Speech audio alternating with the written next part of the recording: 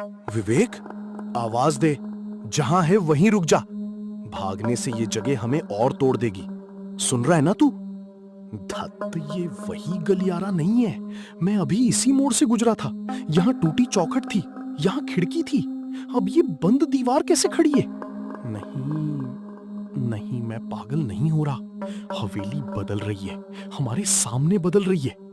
विवेक, अगर तू मुझे सुन सकता है तो मेरी आवाज पहचान।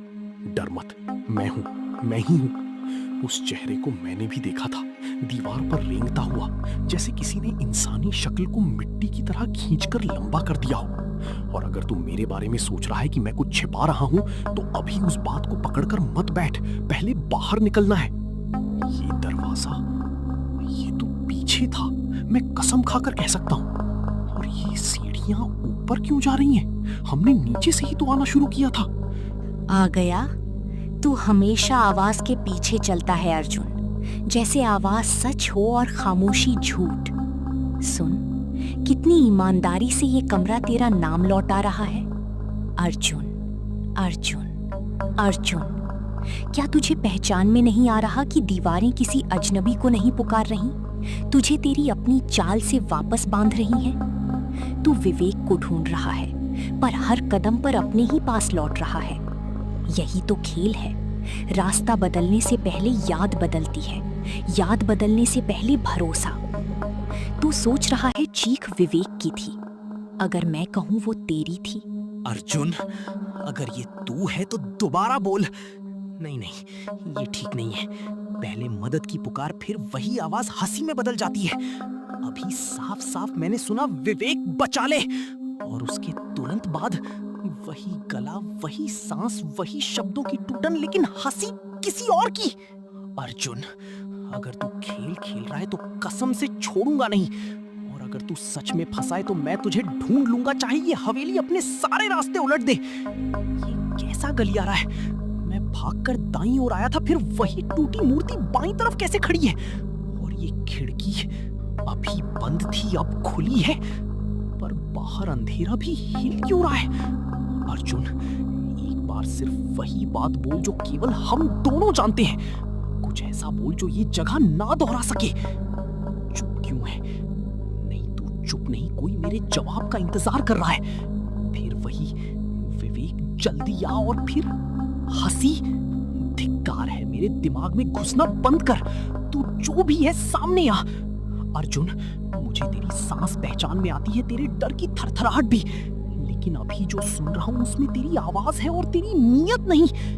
यही मुझे तोड़ रहा है। अगर मैं तेरी तरफ बढ़ूं और वहां तू ना हुआ तो, और अगर ना बढ़ूं और तू सच में हुआ तो, बोल, एक बार सच बोल।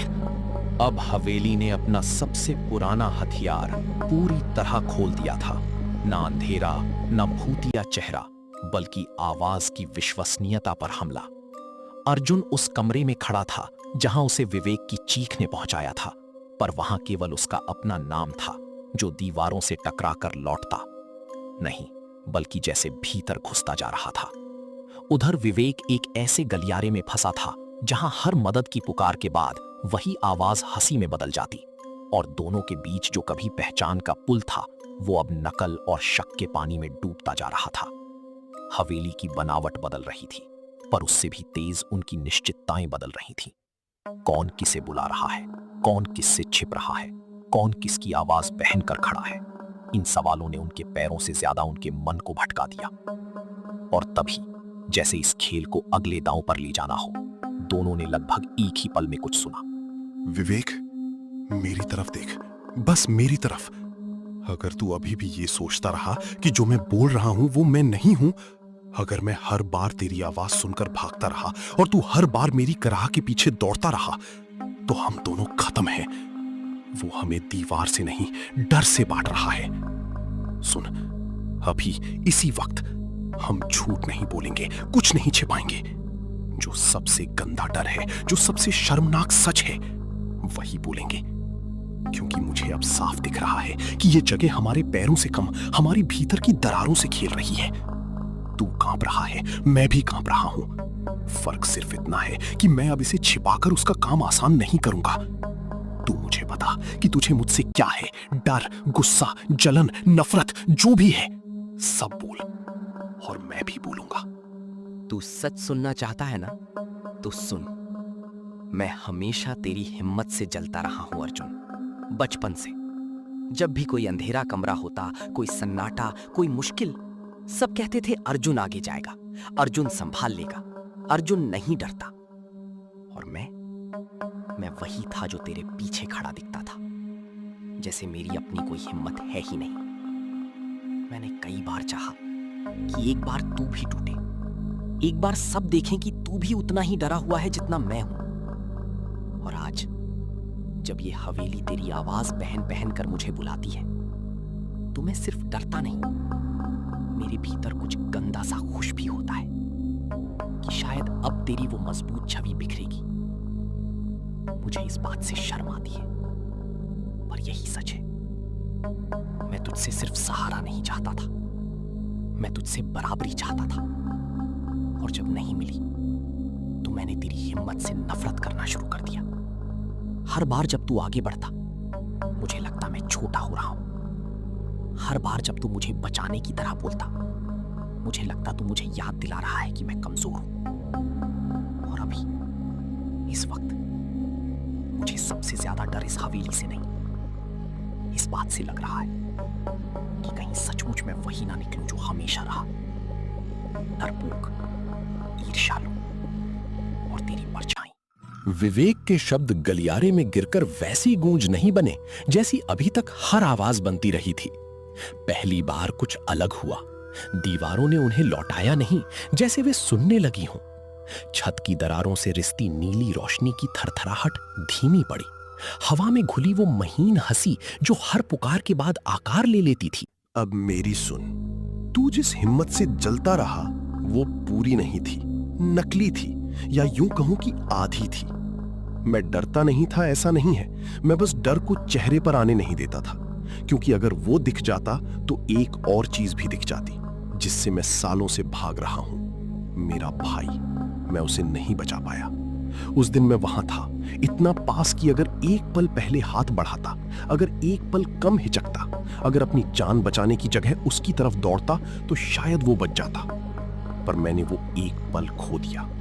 लोग बाद में जो भी कहते रहे, मेरे भीतर सिर्फ एक ही बात बची, मैंने देर की।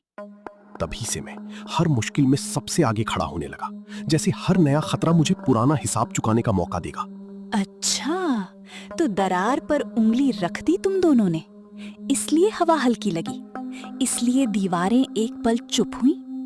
तुमने सोचा सच बोल देने से खेल टूट जाएगा? नहीं अर्जुन, नहीं विवेक, सच बोलना शुरुआत है, मुक्ति नहीं। तुमने मुझे भूखा रखा था, इसलिए मैं दांत दिखा रहा था। अब तुमने अपने भीतर के घाव खोल दिए हैं, तो उनकी गंध और साफ आ रही है। जलन, अपराध, देर से बढ़ा हुआ हाथ, पीछे छूटा हुआ भाई, बराबरी की भूख, मैं इन्हीं से बना हूं। सच का नाम लेते ही गलियारे की हवा बदल गई। नीली रोशनी एक जगह टिकने के बजाय दीवारों, छत और फर्श पर बहने लगी, और उसी के साथ हवेली के हर आईने में एक अलग मुंह खुल गया। कहीं हंसी, कहीं रोना, कहीं दांत पीसती नफरत, कहीं बहुत पुराना दुख। तुमने सोचा था नाम जान लेने से मैं छोटा हो जाऊंगा?